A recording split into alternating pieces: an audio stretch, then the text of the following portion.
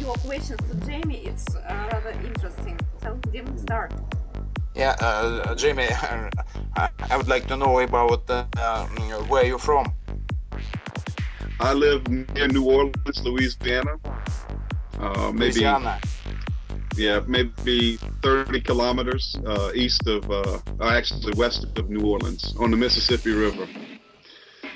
That was Dimitri. Yes. Okay, I'm trying to get familiar with your voices. Of course. Vladimir, your question to Jamie. Hello. Frankly speaking, I didn't know what to ask you about. You said you are from New Orleans. New Orleans.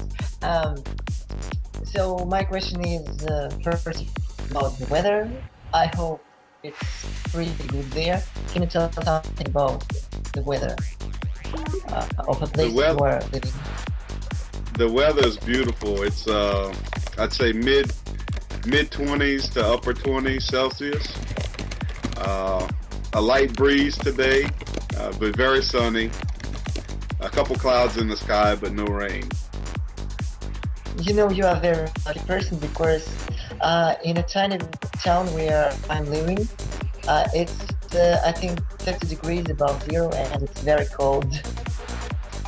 So I'm envy you. It's the last 2 weeks. It's been beautiful weather, but about 3 or 4 weeks before that, it rained every day, and it was miserable. It was hot one day, cold one day, hot one day, cold one day. So I had some sinus problems, so I was sick for a couple of days, and I'm just glad the warm weather is back. Vladimir, thanks. Myron, your question. Nice to meet you, Jamie. I want to ask you about your leisure. I see you are a big man, and I want to ask you about did you take up some kind of sport or something like that? Well, in the U.S., I'd say a large percentage of young men, you grow up playing sports. It's the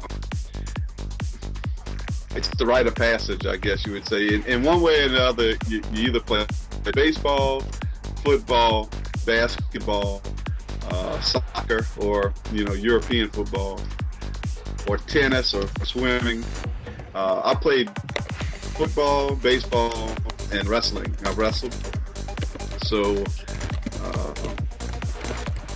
I guess from training with that, I put on some size. But after talking with I think it was Igor a few weeks ago, he was a sprint runner. He ran 100 meters and 200 meters. So I started to exercise like that now. So I want to get skinny like Ukrainian and Russian men. I see. You mean you don't have exactly one kind of sport? It's different, I think. Yeah, we don't have.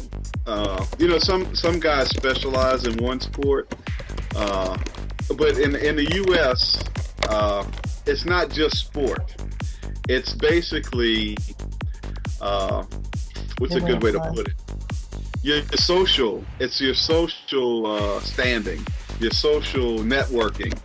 All revolves around, the sport. Like when you're a child, it revolves around who you meet when you're playing sports, and then also for your parents. It's a way for your parents to extend their social circle. I don't think it's the same in European countries, but in the U.S., because it's difficult to say.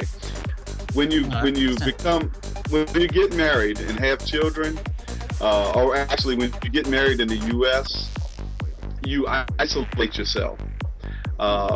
You're not as you don't have the big social network that you did before.